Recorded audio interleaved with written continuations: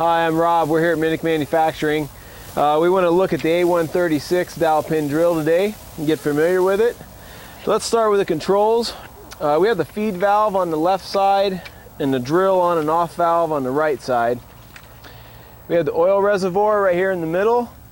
We have the feed regulator right underneath that with its gauge right here on the side. We have the feed cylinder.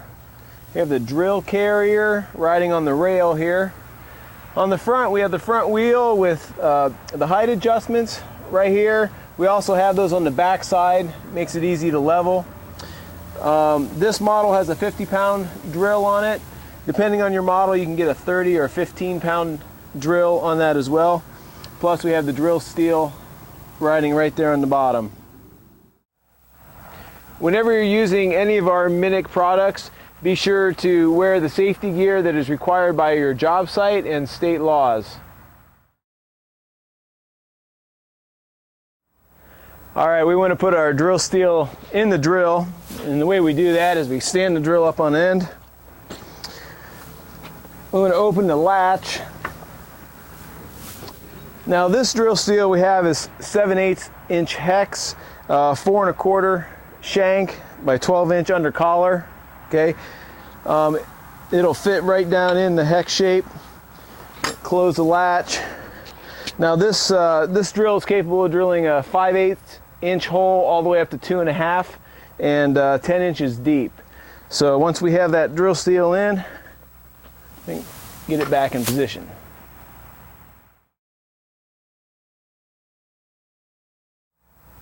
All right, once we have our drill steel installed, we need to level the machine and get it ready for drilling. So let's take it on over to where we're going to drill. We want to make sure that our slab wheels right here are right up against the slab. And we want to make sure that, that the rail here is level. So we place a level on there. And if it's not level, then we have some places we can adjust the height. So we have 2 bolts on each side here. You'll need a 9/16 wrench for those, and you can loosen those up and slide this rail up and down to the height that you need. If you still need to raise the back end, then we have the bolts here on both sides as well to lower and raise the back side.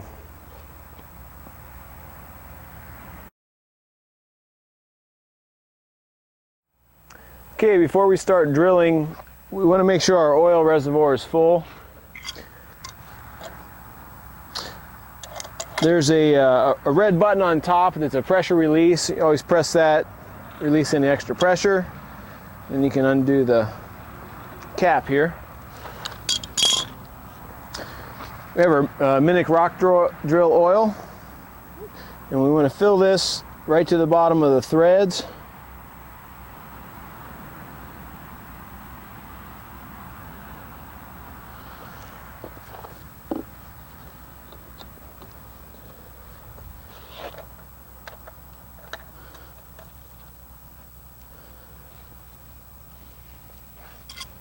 Make sure that's nice and tight. And you want to fill that before you start drilling, and then check it every 2 hours. You want to make sure also that you've got enough oil going through the rock drill. There's 2 ways to check that. First, down here by the collar of the drill steel, you should get an oily film there. Okay. Also, when the drill's not running, inside the exhaust deflector on the bottom side, there should be an oily film there as well. If you're finding that you're not getting enough oil down here to the drill, there is an adjustment inside the oil reservoir. Go to your owner's manual. That'll give you the proper settings and tells you how to adjust it. It also tells you what lubricants are recommended for the drill.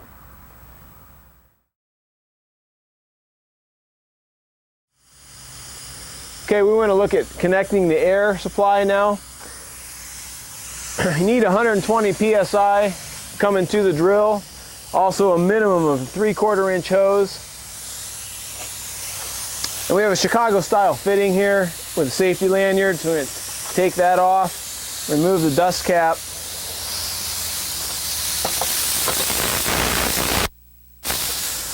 And then once we have the air in place, make sure you put the safety lanyards back on.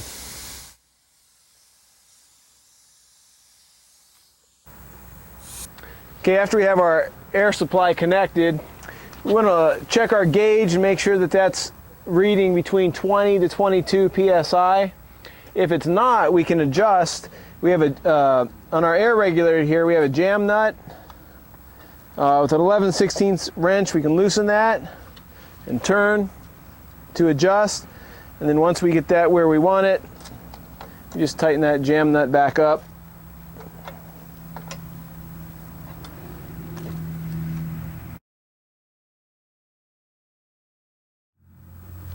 Okay, we want to look at how to set the depth of the hole that we want to drill. We have our stop pad here and the adjustment rod right here. The distance between these two is going to be the hole depth. Okay, so if I want to drill a 10-inch hole, okay, I want this to be set at 10 inches. Okay. We also have to consider that the drill steel is not against the slab. So we need to measure the distance between the end of the drill steel and the slab. So in this case, it's 1 inch. So we need to actually add 1 inch to this distance. So we have our jam nuts here. We want to spin those out of the way. Slide this back, in this case, to 11 inches. And then we can tighten that up.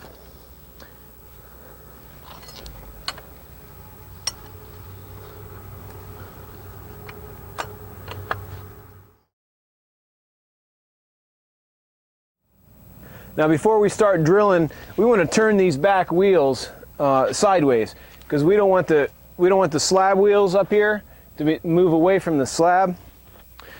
So we have the pins down here. You just pull those out and rotate the tires.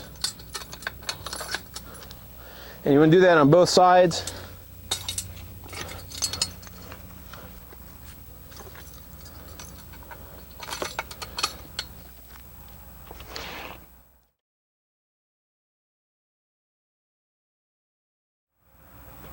Okay, we have our drill steel in and we've made sure that our rail is level, and we've set our depth of the hole with the adjustment rod.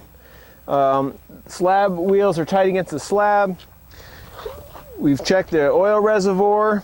We have our wheels turned sideways. So we're ready to drill.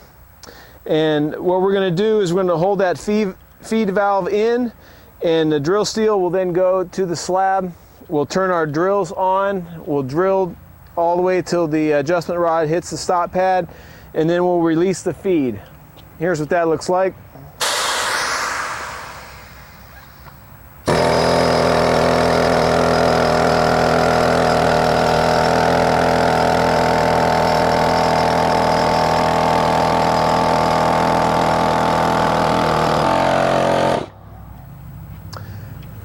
Okay, after we drill our first hole, we want to check to make sure we're getting enough oil to the rock drill.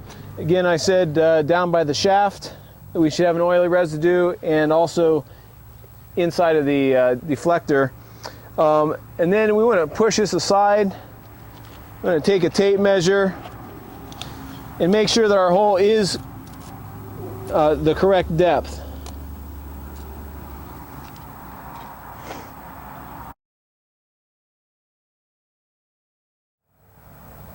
After we're done drilling, we want to disconnect the air hose, but we have to turn the air off at the source.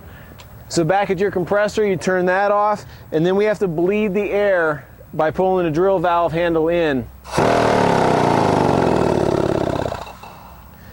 Okay, and then press the red button on top of the oil reservoir. That'll release any extra pressure. And we remove the safety lanyards, disconnect the hose, and then make sure you put the dust cap back on, reattach to the safety lanyard, keep any dust or debris getting inside the machine.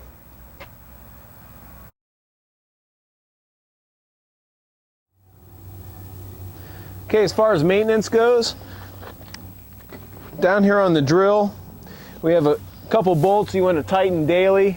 Right here on the front clamp of the drill, On both sides there's a bolt, also the drill handle bolt at the base of the drill.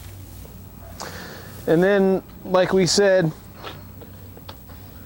every 2 hours you want to fill the oil reservoir with oil. Once a week you want to grease the tires and make sure they have the right amount of air.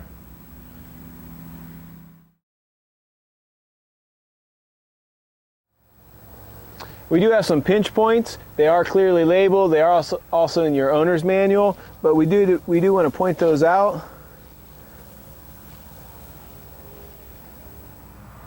Well, that wraps up the A-1-36 dowel pin drill. If you have any questions at all, please give us a call here at Minnick. We'll be happy to answer them for you.